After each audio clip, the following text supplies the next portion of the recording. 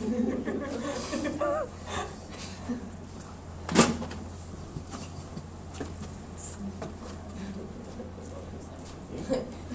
friend's family only knew his family here from Iran, and his dad is a doctor, and his mom was really like high up nurse, and still to this day they're running crap jobs because they can't get good jobs here. And they thought they were just come here to get them. All right. Something. I'm going to let you in on a big secret today. This is something you haven't heard before. And we're going to expound on it afterwards. The words that you speak and write create the path in which you walk. Very, very important that as professionals in the education field, you're able to communicate. And communicate at an educational level. From this point on, you should be speaking like teachers. You should, if you're a history major, you should be speaking like historians. If you're a read person, if you like reading, that's what you should be doing. You should be adapting to a professional level in which you're going to be accustomed with for the rest of your life, really. Your success as a teacher depends on how well you communicate. Communicating with your students, communicating with your students' parents, communicating with your colleagues, communicating with the administration, communicating with the people around you. Everything revolves around various levels of communication. If you can't communicate, you will not be successful as a teacher. What a person says matters less sometimes than how a person says it.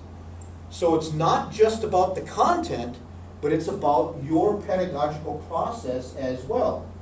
So you have to be able to say what you mean very well. Imagine yourself in a meeting with the principal, right? A faculty meeting in your school. You have a great idea, but you just can't get it out there. Everybody leaves baffled. And you look silly. You really do. That's going to ruin your credibility, and it's going to affect your career. If you have ideas in your teacher group, you have to be able to communicate those ideas very, very well. If you're smart enough to be a teacher, that's not good enough. You have to be able to communicate those ideas as well. In your classrooms, you can come up with great lesson plans, but some teachers can't even get the lesson plan out there. They have to be able to think about that. Communicate, communicate, communicate. As teachers, we must learn to use engaging language that fits the situation and makes that situation powerful. That's a little bit of a misprint there. Makes that situation powerful. In other words, use professional language. At the very beginning of this course, we handed out some definitions. We only spent about 15 minutes talking about the definitions because we had to keep moving, unfortunately. But it's important that you at least look at those definitions, go through them and understand them, and communicate with them in at least this course. They'll serve you well, by the way, in your human relations courses and all the other courses too. Because they're very, very, if you look them up sociologically, they're very, very good definitions. And they're definitions that you're going to need to know. So know what things mean as a teacher. You have to be sure, you have to be confident. It goes back to our discussion a while ago. Know what you're talking about. Know that prejudice leads to discrimination. Discrimination isn't before prejudice. You have to be able to define that. You have to know that. Stereotypes leads to what? Prejudice. Prejudice leads to discrimination. All in all, you're formulating the concepts and the paradigms of an oppressive situation. We can use language that can leave people disinterested, or we can use language that captivates. As teachers, we need to recognize the difference. Sometimes language will just put people to sleep. And after doing speeches for 20 years, I can tell you that I've seen some of my audiences fall asleep, and I've learned how to not make that happen. And as you get better, as you get into your 3rd, 4th, 5th year of teaching, you're going to figure out that every single time that you walk into that classroom, it's a different classroom. Every time you switch disciplines, it's a different classroom. Even coming in from lunch versus before lunch, you're going to be talking about a completely different environment in your room. It's constantly changing. It's constantly evolving. Hopefully forward. Although you're going to have setbacks, and all kinds of things are going to happen in your classrooms, you're going to have to learn how to make those adjustments, and you're going to have to learn how to do that by communicating. You're gonna have to learn how to switch on a dime. When Margot gets here, she's gonna tell you that there's a concept called differentiation that you're gonna need to know. Because principals aren't gonna hire you unless you can teach in a differentiated manner. And I've just been to 1, 2, 3, 4 conferences now. Every single conference, the principals are saying the same thing. We're not interested in hiring teachers who can't differentiate. What differentiation is, and Margot's gonna go much more into this, it's the breaking down of the classroom to understand how you can most effectively teach the classroom. If you have great students, maybe the great students can teach themselves while you're able to spend more time helping other students, right? So you're not only teaching content, you're teaching people how to learn. That's the secret. That's what we try to do in here, by the way, if you haven't noticed. That's why I don't give you a ton, booklets of instruction on how to do your assignments. I want you to think for yourself. Develop your own learning and take control of your learning. Take control of your education. Take responsibility for your education. Those kinds of things. And it's a challenge. And sometimes you don't know what I'm really interested in, and that's good because, some people will come and ask, which is always good. Some people will sit down and figure it out. Some people just plain get it. And they'll say, well, let's go this way. Those are the teachers who are going to be great teachers. No ifs, ands, or buts about it. Being a good leader is about being able to communicate. There's a big difference between managers and leaders. Oftentimes, we get into situations where principals, where deans, where vice presidents might call their administrative crew leaders. Not the case. There's a big difference between somebody who can manage a situation and somebody who can lead. Leaders are people that if you take the letters from out behind their name, the PhDs, the MDs, all that kind of thing, the masters, the MAs, all that stuff, you take that away, will people still follow them? Leaders are people with good ideas that don't have to talk too much to get people to follow them. Okay? A manager is somebody who can take control of an organization and manage to move it forward. It's good to be a good manager, but it's even better to be a good leader, and it's the best to be a good manager and leader. Rich language enhances our internal experience and enhances our external experiences. If you're able to think clearly in your head, you're going to be much more able to talk clearly to your students. Go into classes organized. Go into meetings organized. Go into classrooms that you're in now with an organized sense of... I back up. Not with an organized, that's a different conversation. Go into your classes ready to learn. Prepared to learn. That's vitally important. Language creates an environment of trust and understanding. People have to be able to trust you. I think that the best way to do that is to be honest. I've always felt that if you're open and honest with students, they will learn to trust you. If you are being open, honest, and trustworthy with students, then there might be other issues going on in that situation. Maybe most importantly as teachers, language establishes rapport. It's very, very important to establish rapport. When I go around and I'm reading body language, I'm very closely watching who's looking off here, who's looking off there, who's not making eye contact. Are your arms crossed? That's a huge kind of door. Well, in here you're shivering, I know that. But there a lot of times when arms crossed, it's a sign that people are closed. If their arms are spread apart, and if you look for people nodding, right? People nod when they agree. Look for people who are anxious to speak. When somebody's anxious to speak, that's a good sign. Look for people who are smiling. Look for people who are frowning. That means they're not buying what you're talking about, and that's problematic. And it's not usually the professor or the teacher's issue, it's usually the student's issue. It is the professor and teacher's responsibility to find out what's going on with that student, because something isn't clicking. And maybe that student needs some extra help, right? There's all kinds of things that are going on. And that's one of the things we try to teach a lot of in the student teaching process. Learn about body language. What happens when people lie, according to neuro-linguistic programming, it's usually up and left, right? Up and left. When people think, it's up, across the board. There's all kinds of cues that you can think of. If somebody else having a personal problem, a problem with a boyfriend, right? Usually that reflects in the class. And usually have a pretty good idea if some of that stuff's happening, believe it or not. You know, you had a fight with someone, get out of the wrong side of the bed. Sometimes you get more apt to get a speeding ticket if a cop has an argument with his or her spouse in the morning, right? Mood has a, and how you as a teacher, how your mood is, reflects on the students. Maybe a student's out on the playground and has a really bad time on the playground.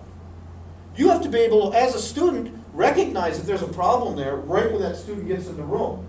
Because if you let it fester, then you've got issues that carry over into the class, you've got learning issues, all kinds of stuff going on. And that'll throw the entire class off. One student's mood could throw the entire class off very, very easily. Now the big secret. All that stuff you knew, right? That's all common sense. As a teacher of diverse children, you'll need to recognize sensory expression, right? The senses can help you establish culturally appropriate rapport. Listen very, very carefully. This is information you ain't going to get anywhere else, as we say in Minnesota. Hi Gary, can I get one of those? Oh yeah, certainly. Thanks. What's the best thing to do as a teacher? What's the best thing that you can do for your students as a teacher? Connect and relate. Even before that. Make them feel comfortable. Even before that. Listen. Listen. Who said that? Listen. Listen, listen, listen, listen, listen. I can't say it enough. Listen. Listen to what your students are saying, because they will tell you what the issues are. And there are little cues that can help you. If you're in a differentiated classroom, if you've got pods of desks set up, you have to know where to put certain students. Sometimes it's better to put all of your advanced students on one table. Sometimes it's better to put all of the low-functioning students on one table. Sometimes it's better to mix them. Sometimes it's better to have all boys. Sometimes it's better to have all girls. Sometimes it's better to mix them. Here's where we start getting complicated. Sometimes it's better to have high-functioning girls mixed with low-functioning boys, or high-functioning boys mixed with low-functioning girls.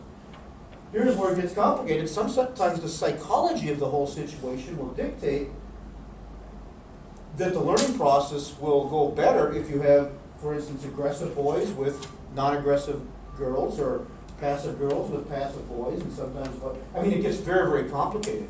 Every person sitting in every place in that room sits where they sit for a reason when you don't seek them. Just like you folks, right? Every time you come to this classroom, you basically sit in the same place. Why? Because you're very comfortable sitting in that place. It's another example. Church. Right? Basically, people sit in the middle of churches. People don't want to sit way in the back unless they have to get out quick. And nobody sits in the front. Right? I've heard that over and over and over again from one of our ministers in town. He wishes people would sit in the front. When you're listening to people, they will tell you how they learn. They will tell you how they learn. If they're talking in terms of visual cues, they might be more of a visual speaker, a visual learner, and you might be having to be more of a visual teacher in that situation. Right? So if I walk up to you and I say, do you get the picture? And you say, yeah, I got the picture. Wow. A picture is a visual cue, right? That's a visual cue. We explained that the other day when we talked about the unfortunate instance of someone being blind, not being able to see that picture. Visual, visual, visual. They let you know already. And they say a lot of different things. I might walk up and say, do you see what I mean? And they might respond with, yeah, I see what you mean. Whoa. That's insight, folks. That's insight, because we think how we talk. We get into more of that in just a minute. That's clear to me now. Is that clear to you? Is it? Say something. Yeah. Most people, if it's not too early in the morning, would say, yeah, that's clear, or I see what you're talking about. Well, those are clues, right? Those are very definite clues into the insight of how that person thinks. Now, you as a teacher have to think about that, right? Because maybe in your pods, you want some visual learners with some auditory learners. And maybe you want high-functioning vision people with low-functioning auditory people. You see what I'm saying? How complicated teaching is going to get? It's the teachers who don't pay any attention to that are the teachers that we're looking to replace with you. Sometimes it's a good strategy just to let it all go. Let the people sit wherever they want. What better cues can you get from that? Who the friends are, who's going to be the troublemakers. There's all kinds of things going on there, right? Who has the things in common? Because people will gravitate toward those situations. Do you know? Research shows that in schools across the country, if you have Indian kids, they'll normally gravitate toward low-functioning kids. Why is that? Because of the whole don't speak up in class kind of thing, bring the others up. There's a lot in common. A lot in common. Generally, they're not going to get a lot of attention. If Indian people aren't seeking a lot of attention, there's commonality. Sound. Well, that sounds good. Gary, you want to go have a donut? That sounds good to me. Right? That sounds good. What's that an indication of? More of an auditory learner, right?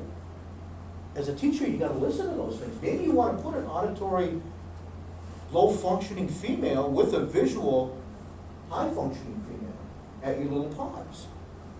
Maybe that's the best way to do it. Maybe that's the best way to create a great learning environment. Well, that rings a bell. I say that a lot, because I can't remember anything anymore. It rings a bell. I can't quite place it, but something about it sounds familiar. Interestingly enough, last night, 11 o'clock, a student from 1, 2, 3, 4, 5 semesters ago wants a recommendation letter. And I'm like, I can't tell you what I just put on my banana split. Wants a recommendation letter. And luckily, she gave me a cue and let me know which way. And she said on there, which is really interesting, I was one of the students who stayed after class one time and she was crying about something. She was upset about something. Or not upset, but moved or something. And it clicked. Oh, yeah, that's right. So then it kind of flows back to you. Do you hear me? What was that? What am I trying to seek there? Do you hear me? Do you hear me? I hear you. You hear me? So what that's doing is that's telling me that you might be more of an auditory kind of person. Incidentally, generally speaking, what are women?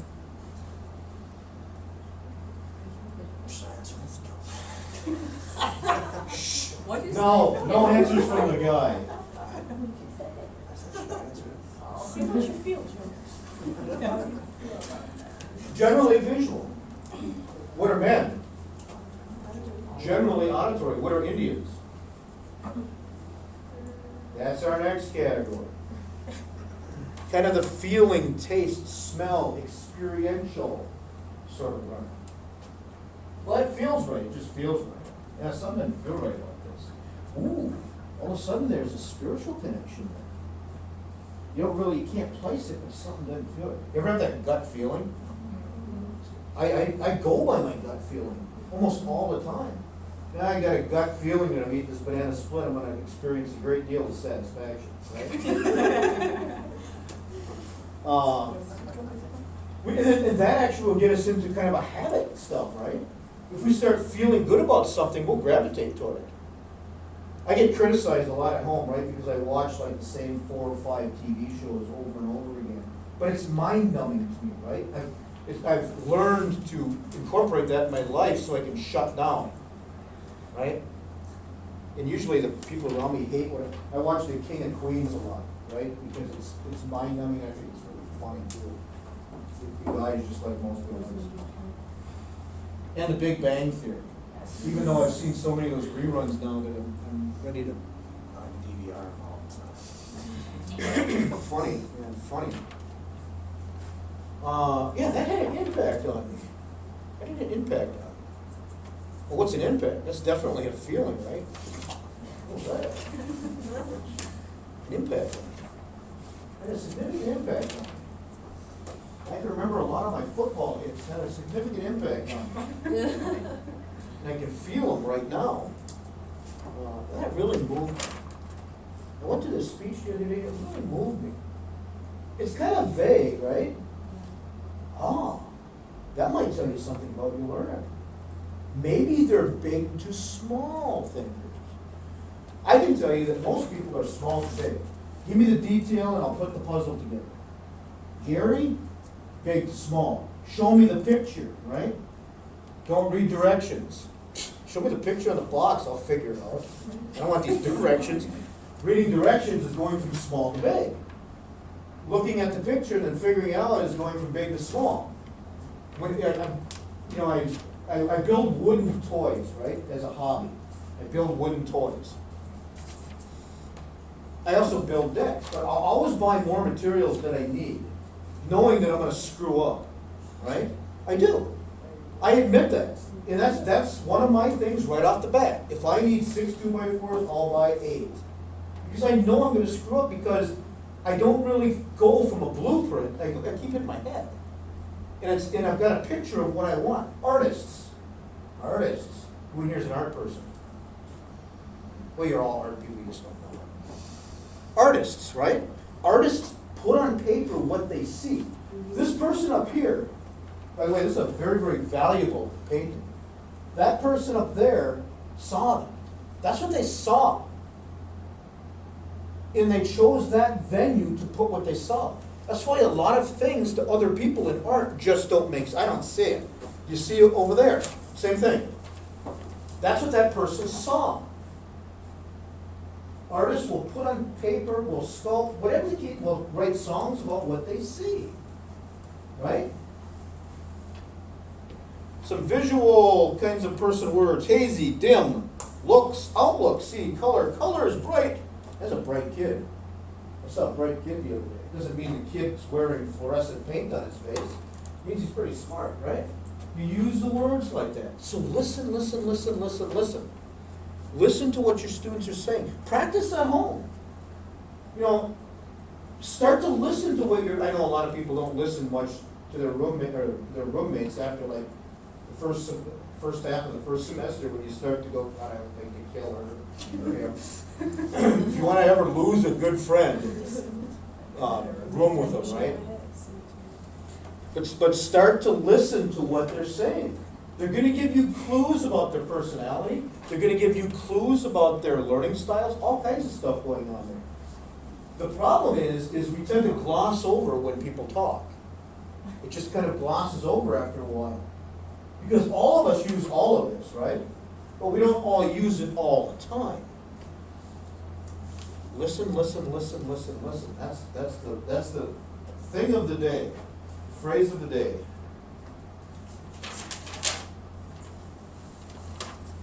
If you want to turn it over, some other things are there. One of the things that drives me crazy is lazy language.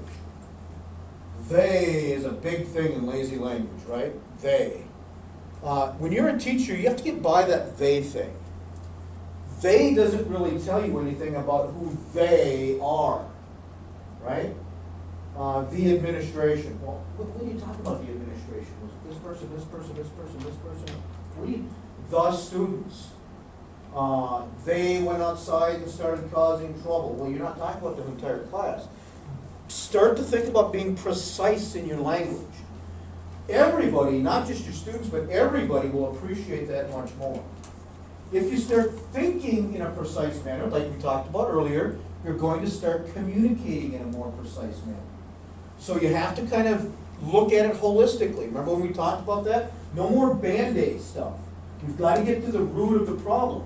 If you're going to communicate better, you've got to start thinking better, thinking more clearly, bringing ideas in, synthesizing those ideas, reflecting on them afterwards. Reflection, well, that's a huge thing at USD. Reflection, reflection, reflection. And rightfully so. Make sure that you're reflecting on what you learned. Most people will, after a class, at least reflect on things for, 40 to 50 seconds. Reflect on things. When you start student teaching, if you're seeing things that your teacher's not doing well, reflect on it. Well, if they're not doing well, I'm not going to criticize that teacher, right? That teacher's important, that field-based supervisor. But how would you do it? Asking questions to yourself. How, when, where, why? Why would I do it this way? That's all part of the reflection process.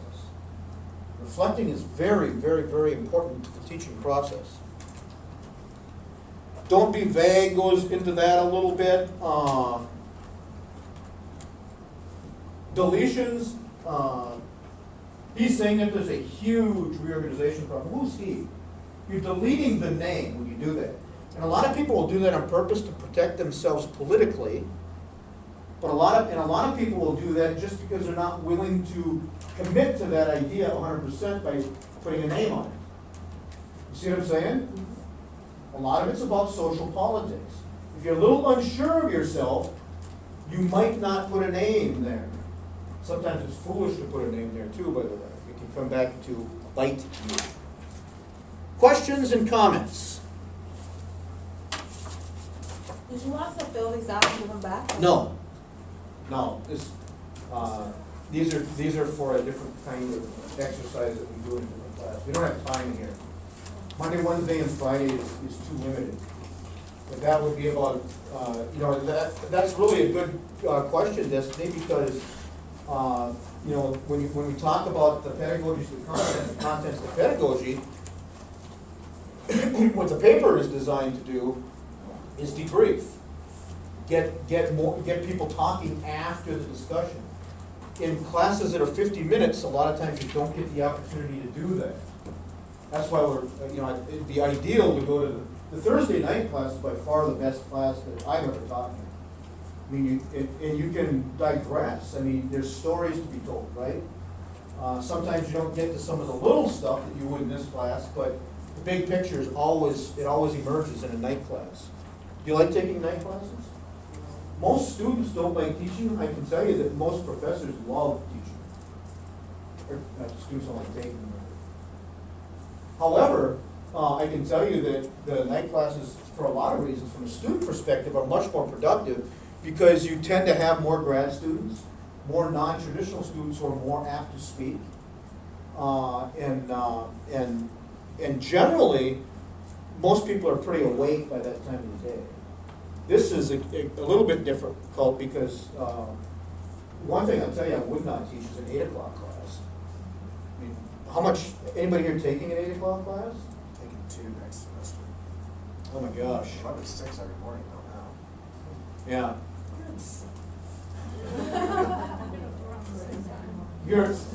How old are you? How old am I? Yeah. 36. Yeah, you've been there, done that though. Yeah. I mean, you've been getting up for work and stuff for a long time. Like my daughter, I'll call her at noon and she's not out of bed yet. Oh, yeah. You know what I mean? Feels like a wasted day. You're 36? It's all right, I'm 35, so. So generally, non-traditional students have had a job already, where they realize that you got to get up at 6, be to work at 7, that kind of thing. Whereas a lot of 18-year-olds. Go to bed also. It's easy to wake up for this than it is some crap job, so. Yeah. Questions or comments? I have a question.